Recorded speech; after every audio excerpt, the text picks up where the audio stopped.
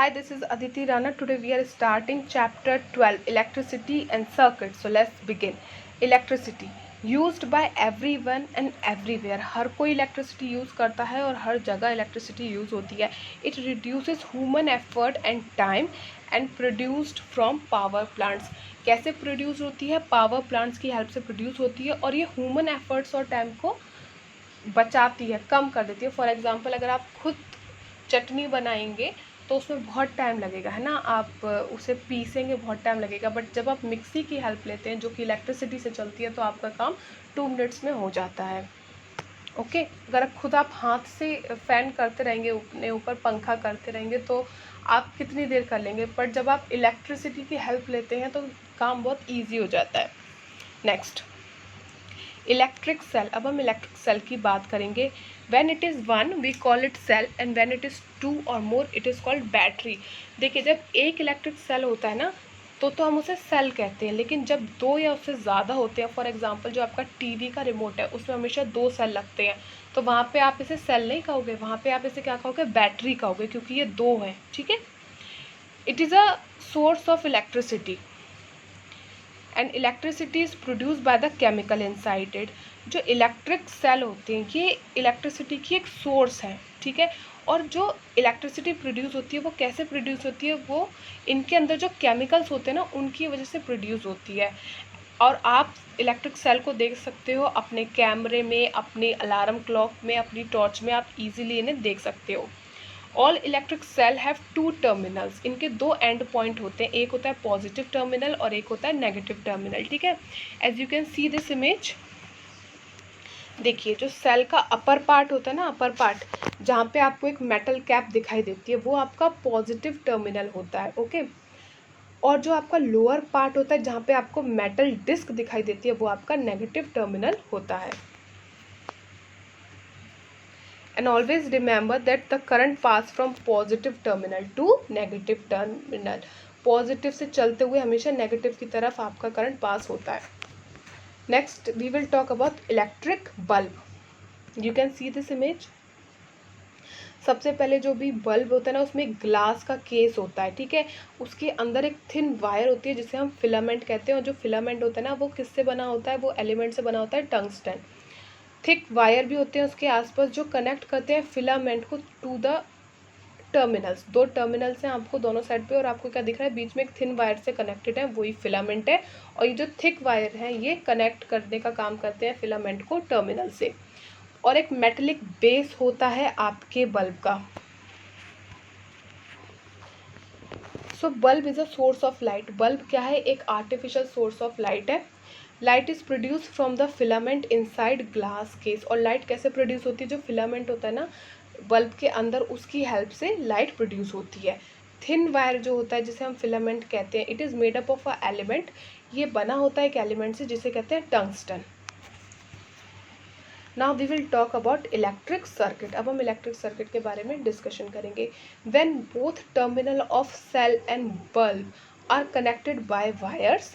जब दोनों terminal cell के और बल्ब के कनेक्ट कर दिए जाते हैं वायर की हेल्प से और वो उस पाथ को क्लोज कर दिया जाता है, तब क्या होता है, करंट फ्लो करता है पॉजिटिव टर्मिनल से नेगेटिव टर्मिनल की तरफ और आपका जो बल्ब है वो ग्लो करता है. और इसी अरेंजमेंट को हम इलेक्ट्रिक सर्किट कहते हैं. यहाँ पे देखिए, यहाँ पे बेसिकली मैंने क्या कहा,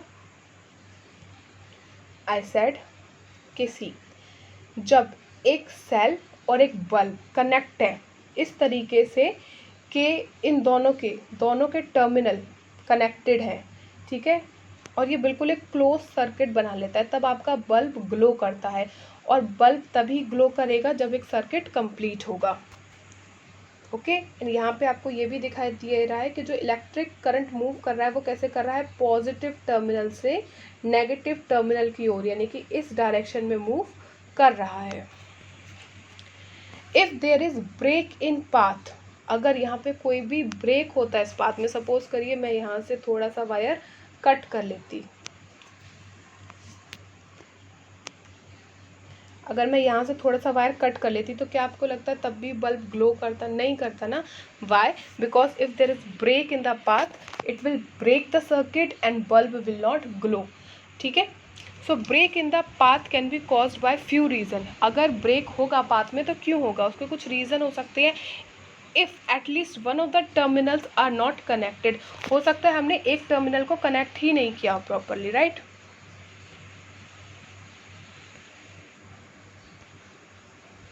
सी, ऐसा हो सकता है कि हमने यहाँ पे सेल से प्रॉपरली कनेक्ट नहीं किया या बल्ब से प्रॉपरली कनेक्ट नहीं किया टर्मिनल को, इसलिए बल्ब ग्लो नहीं हुआ। दूसरा क्या रीज़न हो सकता है, ब्रेक इन द फिलामेंट। अगर आपका फिलामेंट में कोई डैमेज हो चुका है, फ्यूज़ हो गया आपका बल्ब, तो उस कंडीशन में आपका बल्ब ग्लो नहीं करेगा। Next is electric switch uses. अब हम बात करेंगे इलेक्ट्रिक स्विच के यूजेस की। As you can see the image, आपको ये इमेज दिख रही है। अपने घर में आप इसी तरह के स्विचेस यूज़ करते हैं जिसमें ऑन ऑफ होता है, राइट। और अगर हम बात करें सिंबल की, तो इलेक्ट्रिक स्विच का सिंबल क्या है, देखिए अगर ऑफ है तो ये उसका सिंबल है, अगर आपको ड्रॉ करना हो ऑन है तो उसका सिंबल ये है। अब ऑन का सिंबल ऐसा क्यों है, ऑन का सिंबल ऐसा इसलिए है क्योंकि यहाँ पे हमने सर्किट को क्लोज किया है ना, तभी तो बल्ब ग्लो कर रहा है। लेकिन ऑफ का सिंबल कैसा है, इस तरीके का, यहाँ पे हमने सर्किट को ब्रेक किया है तभी तो बल्ब ग्लो नहीं कर रहा है, ठीक है। तो ऑफ का सिंबल ये है, ऑन का सिंबल ये है। अब स्विचेस की ज़रूरत क्या है हमें, it helps to safely break और कंप्लीट द सर्किट। इसकी हेल्प से हम सेफली ब्रेक कर सकते हैं सर्किट को या फिर उसे कंप्लीट कर सकते हैं। देखिए जब आप स्विच से ऑन करते हैं तो आपका सर्किट कंप्लीट हो जाता है, ठीक है। जब आप ऑन करते हैं स्विच को तो आपका सर्किट कंप्लीट हो जाता है, बल्ब ग्लो करने लगता है, ठीक है। या फिर फ़ैन ऑन हो जाता है, चलने लगता है, कूलर चलने लगता है, एसी चलने लगता है। लेकिन जैसे ही आप ऑफ़ करते हैं तो सर्किट का जो पूरा इलेक्ट्रिक सर्किट था वो ब्रेक हो जाता है उसमें, और आपका जो इलेक्ट्रिक अप्लायंस है वो बंद हो जाता है। ये सेव एनर्जी करता है और अपना हमारा पैसा भी बचाता है। सपोज़ करिए कोई तरीका ही नहीं होता इलेक्ट्रिक सर्किट को बंद करने का, एक बार ऑन कर दिया पूरी ज़िंदगी चलता रहे, तो कितनी वेस्टेज होती है हमारी एनर्जी की, तो होती ही होती है, हमारी मनी की कितनी वेस्टेज होती है, हमारा इलेक्ट्रिक बिल कितना ज़्यादा आता। तो इसी वजह से ये क्या करता है, इलेक्ट्रिसिटी को बचाता है। जब हमें ज़रूरत नहीं है हम अपनी इलेक्ट्रिक अप्लायंसेस को, अपने फ़ैन को, टीवी को, सबको बंद कर देते हैं, ठीक है। तो इससे हमारा पैसा भी बचता है और हमारी एनर्जी भी बचती है। कंट्रोल इंडिविजुअल डिवाइसेस, और इससे हम सभी डिवाइसेस को बहुत ईजिली कंट्रोल कर सकते हैं। Next is if you like you can make a circuit at home. अगर आप चाहें तो घर पे भी बना सकते हैं, बहुत ही ईजी है बनाना। आपको क्या चाहिए, वायर चाहिए, you need a bulb and a cell, okay. और अगर आपको बनाना है open circuit and close circuit, तो for that you will need a safety pin. तो सेफ्टी पिन जब टच होगा, है ना, दोनों टर्मिनल से कनेक्टेड होगा सेफ्टी पिन, तो आपका टर्मिनल पूरा हो जाएगा, पूरा सर्किट हो जाएगा, तब आपका बल्ब ग्लो करेगा। जैसे ही आप सेफ्टी पिन रिमूव करोगे, एक टर्मिनल से आपका सर्किट ब्रेक हुआ, तो तभी क्या होगा, आपका बल्ब ग्लो नहीं करेगा। Next is conductors and insulators. Conductor क्या होते हैं, वो मटेरियल जो इलेक्ट्रिक करंट को अलाउ करते हैं अपने से पास थ्रू होना, ठीक है। फॉर एग्जांपल सारे आपके मेटल्स जनरली, जैसे कॉपर है, एल्यूमिनियम है, या हमारी ह्यूमन बॉडी है, ठीक है। कई बार हम नहा के विदाउट स्लीपर्स टच कर लेते हैं स्विच बोर्ड को बरसातों में और हमें करंट खुद लग जाता है, ठीक है। तो इनका यूज़ क्या है, conduct electricity to electrical appliances. आपने नोटिस किया होगा कि जो वायर होते हैं ना, इनके अंदर तो मेटल्स की पतले पतले थिन वायर्स होते हैं, लेकिन बाहर ना जो इसकी कवरिंग है वो होती है प्लास्टिक की, ताकि आपको करंट ना लगे। लेकिन अंदर क्या है, good conductor of electricity, okay.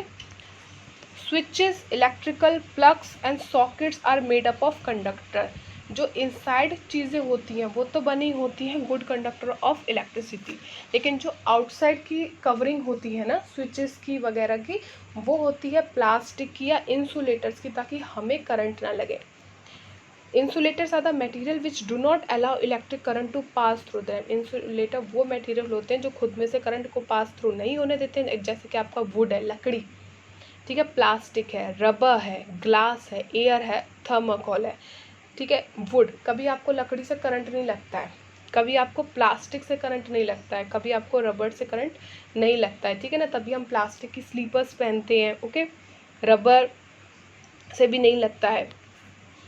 It protect us from the electric shock from conductor, ठीक है।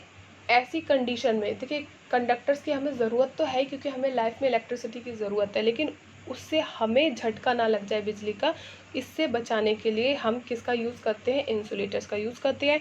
Insulators such as rubber, plastic are used for covering electrical wires, जैसा कि मैंने अभी कहा इलेक्ट्रिकल वायर्स की कवरिंग के लिए, प्लग और स्विचेस की प्लग मेकिंग के लिए इन्हें यूज़ किया जाता है ताकि हमें करंट ना लगे। So that was all about this chapter. Thanks for listening.